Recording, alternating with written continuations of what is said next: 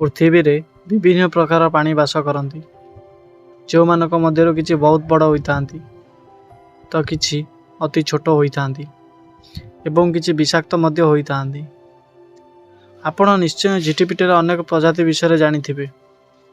अनेक झिटिपिटी अछंती जो माने बहुत बड़ एवं विषाक्त होइतांती। साधारणतः छोट झिटिपिटी माने घरर कांथरे बुलुथिबार आपण माने देखिथिबे, किंतु थरे कल्पना करंतो जदि एक झिटिपिटी कुंभीर आकार देखा जीवाकु पाइबो ताले कौन करिवे।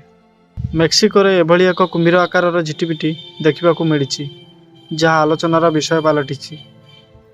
यह एते बड़ जे वैज्ञानिक माने देखिबा परे भी आश्चर्य होई जाइछन्ति। वैज्ञानिक माने दक्षिण मेक्सिको रे एक गछर शिखर रे कुंभीर परी देखा जाउथिबा एक असाधारण प्राणी देखिबाकु पाइथिले। परे यह एक झिटिपिटी बोली जणा पड़िथिला।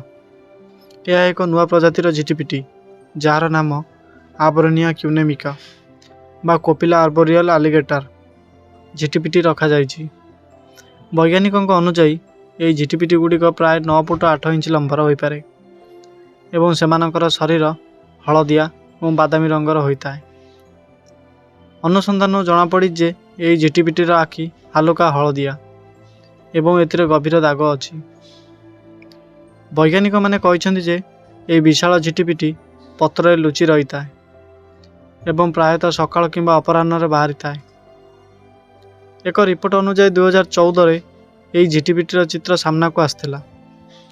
अनुसंधानकारी माने 2015 रु 2022 पर्यंत यही झिटिपिटी को नहीं अनुसंधान करथिले एवं यही मायावी झिटिपिटी को खोजी बाहर करथिले। रिसर्च रे कुआ जाइछि यही संधान बहुत कठिन थिला, कारण यही झिटिपिटी को खोजिबा पई रिसर्चर माने 20टी गछ उपर चढ़ी जो 350 घंटा समय लगी। दीर्घ दिन परिश्रम पर शेष में झिटिपिटी संधान पाई।